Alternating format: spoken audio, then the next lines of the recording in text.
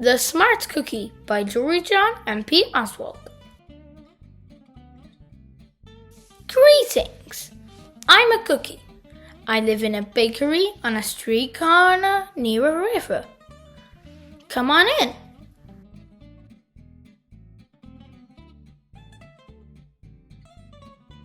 Welcome to our little community. It's a warm and supportive place to spend some time.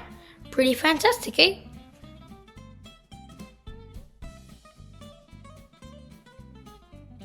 These days, life is sweet, but my journey wasn't always a cakewalk. When I was younger, I couldn't have imagined fitting in here. For a long time, I didn't feel comfortable speaking up or sharing my ideas. I didn't feel like a smart cookie. I wanted to be a cookie who knew all the answers. A cookie who felt confident in a group. A cookie who said, "Aha!" when solving a puzzle. Like this, "Aha!" Looking back, I had some trouble in my early days. I went to school in a gingerbread house. Our teacher, Miss Biscotti, was kind and patient. When I arrived each morning, she'd wave at me and smile. But I didn't get the best grades. And I never raised my hand because I couldn't think of the answers as fast as the others, and I was the last to finish most tests. It wasn't because I didn't care, and it wasn't because I didn't try. Sometimes I'd get distracted and mess up, even though I knew the material. Those were the most frustrating moments of all. Once I misspelled the word dough. That was rough. Another time, I added when I meant to subtract. Occasionally, we'd have a lesson where I had absolutely no idea what was happening. I just couldn't keep up. I imagined that my desk was a raft and that I was completely lost at sea, because that's what it felt like. At night, I slept in a cookie jar. I had about 6 dozen roommates. Move! You move! No, you move! No, you move! No, you move! I'd stay awake and stare out the window and worry. And it went this way, day after day after day. But then, something happened that changed everything. It all started with a homework assignment. Miss Biscotti requested our attention one afternoon. "Tonight I would like you to create something completely original," she announced. "It can be anything you want. Please bring it to class tomorrow." That was it. There were no further instructions. Miss Biscotti winked at me as I gathered my belongings. I felt like I had 1,000,000 butterflies in my stomach. Create anything? Something original? Do tomorrow? Gulp. When I got home, I immediately went to work. At first, I tried the cooking project. The results were half-baked.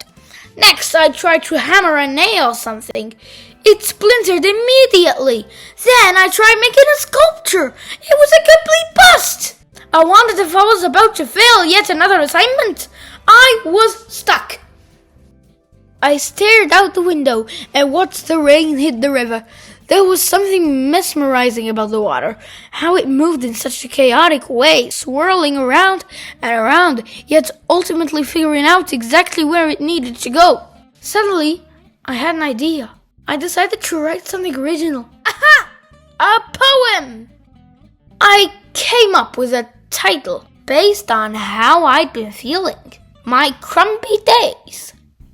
After that, the rest of it seemed to fall into place. I wrote and I wrote. I lost track of time. An hour went by in a flash. Aha! I said when I was finished. I couldn't sleep that night, but it wasn't because I was worried. It was because I was excited. I felt like I had already accomplished something. I felt smart. The following day, Miss Biscotti asked for volunteers to share what we'd created. One kid showed off his original frosting art. Another kid revealed her sprinkle distribution machine. It was neat seeing how everyone was good at such different things. Finally, Miss Biscotti turned to me. "Oh, would you like to share anything?" she asked. Oh, I gulped. I thought I'd probably crumble under the pressure. But I made my way to the front of the classroom. I noticed my hands were shaking. My mouth went dry. This poem is called My Crumby Days, I said, my voice cracking, and then I read it aloud. As I spoke, I noticed some kids nodding at certain lines. Other kids laughed at parts that were supposed to be funny. As I built toward the final, I felt myself becoming more confident and animated. And in the end, everybody clapped and cheered. I promise you this, I'll never ever forget it. Miss Biscotti was beaming. "No one but you could have written that poem," she said. "It was a completely original." Aha!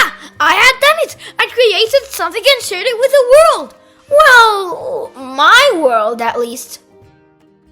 The rest of the day was a blur. By recess, I was already planning on my next poem.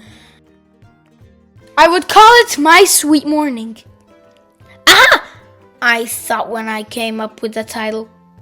Later that afternoon, Miss Biscotti handed me a note. It said that I should keep on writing no matter what. That meant so much to me. School was a bit different after that. I wasn't so scared to raise my hand or ask a question or share my work.